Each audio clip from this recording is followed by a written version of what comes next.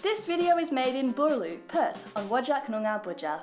Welcome to the first episode of Michelle From Perth, where I give you some big science facts about the best bloody place in Australia. This time, ibises. What are they? What are they doing on my lawn? Can they just fuck off? Now, ibises are fine as far as birds from Perth go. It's pretty normal stuff to be swooped by a magpie or bit by a swan, but I don't remember any traumatic childhood ibis encounters. So I was wondering, are they new here?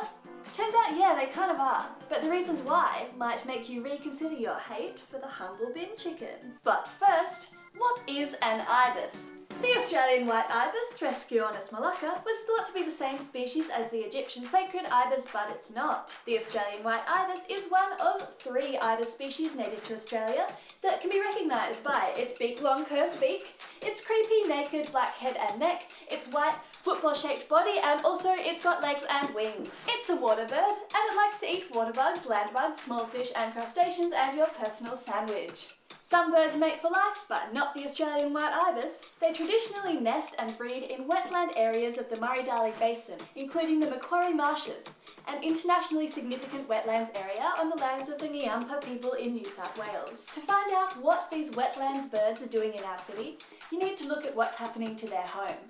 The bin chicken mystery is really a history of water management since colonisation, which takes us to the Macquarie Marshes in 1840. The first white settlers have just started farms along the Murray River. They assume there'll be an annual weather cycle of hot and dry, then wet and cold. There's probably a narrow range of weather conditions with extreme events like flood and drought happening infrequently. They'll be fine, right? Wrong. A lot of Australian wetlands environments experience cycles of wet and dry that can span decades. Plants and animals in these unique ecosystems will wait years for the right conditions to breed and germinate. When water floods the marshes, it can trigger a significant breeding event, where ibises fly thousands of kilometres back home to mate, hoping the water will remain and food will be abundant until the chicks are old enough to join the adult flock. As the fertile, wet conditions of the 1840s turn towards drought, early settlers begin to realise they don't really know what they're dealing with. They begin to divert and regulate water by building dams, weirs and locks along the river system to irrigate their farms during dry periods and stop them from flooding when it's wet. Interrupting the natural cycles of flooding and drying in the Macquarie Marshes also interrupts the life cycles of a whole ecosystem. Add to this environmental degradation through overgrazing, trampling and land clearing, and we can see our ibis's home is in danger. Just a side note here to say that before colonisation, there's no question that Aboriginal peoples played an active role in sustainably managing their land and water resources through wet and dry periods. This includes practices like burning to prevent destructive bushfires and moving animals between watering holes when riverbeds were dry.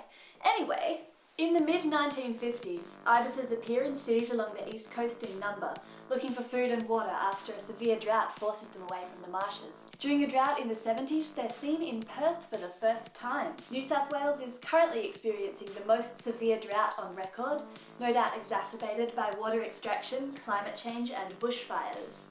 Ibises have all but abandoned their traditional nesting grounds for the stable water supply and delicious trash of our cities. As urban populations are thriving, the overall number of ibises is in decline. Meanwhile, over in Perth, ibises are here to stay and we hate them. They're too big. The beaks are spooky. Why can't I eat my sandwich in peace? People have more serious concerns too. They degrade urban habitats for other animals, they might transmit diseases to humans and livestock, and they are a hazard to air traffic. But we can't manage urban populations without considering the health of the species as a whole. Breeding sites in our cities might be essential to the survival of the ibis into the future, and as our climate changes and habitat loss continues, they might only be the first wave of animals seeking refuge in our cities. In a classic Australian move, ibises were the 2017 runner-up for Australian Bird of the Year. And yet, 40% of urban ibises have a little snacky from the landfill at least once a day. And maybe this isn't right for such an iconic, stinky underdog. So the next time we think bad thoughts about the ibises on our lawns, the least we can do is remember that they're only here because they've had to leave their home, and that's no reason to say that they don't belong.